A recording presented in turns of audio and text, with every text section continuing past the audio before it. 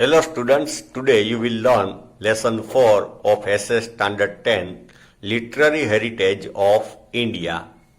Okay, on page number 33, second paragraph. The regional kings gave great impetus to regional languages and literature. Impetus means उसको बढ़ावा दिया, encourage किया, local language को. Bhakti saints preach in these languages of the people. Bhakti saint, okay, Tulsidas, Narasimha Mehta, Kabir, they preach, उसने local language में अपना उपदेश दिया, so that ordinary people, common men can understand the philosophy and can understand the religion. Many of them, like Kabir, were great poet. Bhojpuri and Audhi were the major dialect during those days. Dialect means boli. The words of Kabir are chiefly composed in Sadhukhadi language like Hindi. Among them, Kabir Doha have become a part of folklore. Okay, became very famous Doha of Kabir. Malik Muhammad Jayasi wrote Padmavat in Audhi language. A picture was made Padmavati, okay, from this Padmavat. Malik Muhammad Jayasi ne likha. There are many other poets of Audhi in this period. Moreover, the well-known Ramcharitmanas by Tulsidas was written in Audhi language. It is like Hindi but slightly different. There were many other writers of Audhi language. Ramcharitmanas of Tulsidas became famous all over North India. Many chopai of Ramcharitmanas became very famous, like Pran Jai par Bachan na Jai. Okay. Besides Hindi language, literature in other languages also developed. In Bengali, the Ramayana by Krita Vasa and hundreds of lyrics by famous poet Chandidas were written under patronage of ruler. Bengali में, okay? Chandidas and Krita Vasa ने बहुत कुछ लिखा. Patronage means they were given salary by king. उसको shelter दिया था. With Saint Chaitanya, the tradition of writing devotional songs began. Chaitanya Mahaprabhuji, he was also a great devotee of Lord Krishna. The sect who believe in Lord Krishna and goes to Haveli. Okay, so they know about Chaitanya Mahaprabhuji. Narsi Mehta wrote devotional songs in Gujarati and Namdev and Saint Eknath in Marathi. Namdev or Eknath ने मराठी में लिखा.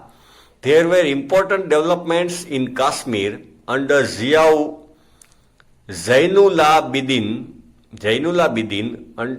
under whose patronage many Sanskrit works like the Mahabharata and Raj Tarangini were translated into Persian.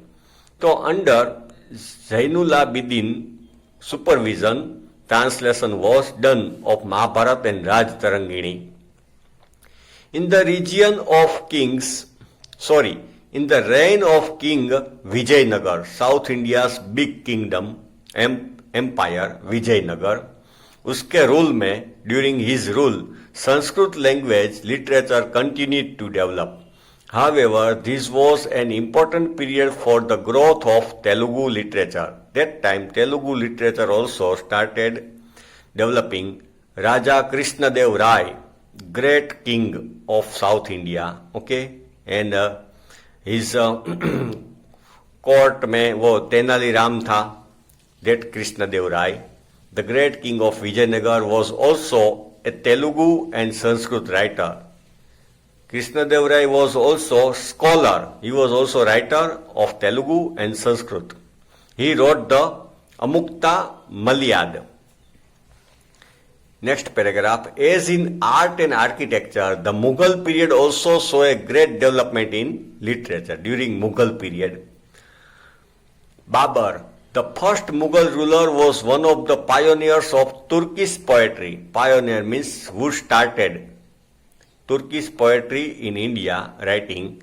He also wrote, and also the author of very valuable autobiography. He also wrote autobiography Tuzuke Babar in Turkish, which was later translated into Persian entitled as Baburnama. So from this book we can know fact and many things of that time. So this book become very, very valuable for historian. Baburnama. Gulbadan Begum, sister of Emperor Humayun, wrote Humayunama. King Humayun's sister Gulbadan wrote Humayunama. Jahangir wrote his great autobiography, the Tuzuke Jahangiri, King Jahangir. उसने अपनी autobiography लिखी Tuzuke Jahangiri. Aurangzeb also was a prolific writer. Okay, he was also a good writer. And the last Mughal emperor, Bahadur Shah Zafar, was notable Urdu poet. Bahadur Shah Zafar wrote shairi, ghazal, sher. Hindi literature made significant progress during Akbar's reign. Akbar के rule में Hindi became famous. People started writing in Hindi. Tulsidas and Surdas wrote in this period. Surdas, he was great devotee of Lord Krishna. He was blind, but he wrote many verses, poems about Lord Krishna's life episode. These poems are sung in Haveli nowadays. The great poet Keshav Das wrote on love and separation. Rahim's Doha are still popular all over the India. Rahim के दोहा भी कबीर के दोहा की तरफ famous है. Many noteworthy books were written during this period. Abdul Fazl wrote the Ain Akbari. उसने अब्दुल फजल ने आइन Akbari book लिखा एंड द अकबरनामा. आइन Akbari gives details of Indian custom, manners, religion, philosophy, economic condition and almost every aspect of life. आइन अकबरी में से we can know many things of that time. As a historical work, it is perhaps unparalleled. Okay, unique book है वो. Unparalleled. Abu Fazl's brother Faizi was great Persian poet. उसका भाई फैजी भी Persian poet था and he translated many Sanskrit works into Persian. Akbar had established an independent department for translation. Akbar believed in all religion, so he had established a department of translation of Sanskrit works like the Mahabharata and the Ramayana, the Atharva Veda, the Bhagavad Gita and the Panchatantra. Panchatantra is book of stories, okay, about animals, and children like these stories. They learn moral values from the stories of Panchatantra. One of the most significant developments during the medieval period was the birth of Urdu language. That time Urdu language emerged. This new language soon developed into one of the richest modern Indian languages. It became rich, very rich. It produced great poets like Wali, Mir Dard, Mir Taki, Mir Nazir, Akbarabadi, Abdullah Khan, Ghalib, Iqbal and others. We know Ghalib, he also wrote many sher, shairi, ghazal. Iqbal wrote many songs, poems.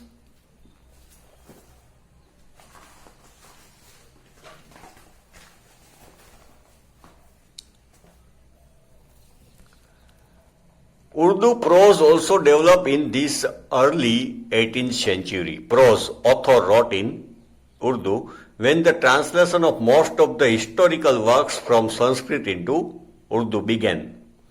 Okay. At the same time, original prose work in Urdu was written. Muhammad Hussain Azad's Darbar-e-Akbari is one of the best works of Urdu language. The ancient universities of India, Nalanda. Nalanda was very famous college or university of that time.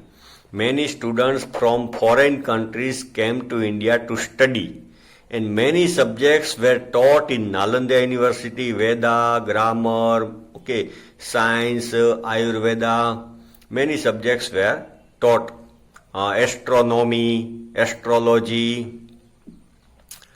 Now Nalanda. Ancient Nalanda University was situated at Badgaon village of Patna district, Bihar.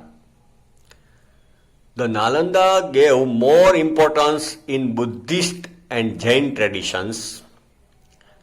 This ancient university also became pilgrimage of Jain as Mahavir Swami had performed 14 Chaturmas here. Mahavir Swami stayed there during 14 monsoon. During monsoon, ascetic or the saint do not travel from one place to another place. So Mahavir Swami had stayed 14 more monsoon here, so it became pilgrimage place for the Jain. In the 5th century, Kumar Gupta had built a monastery here.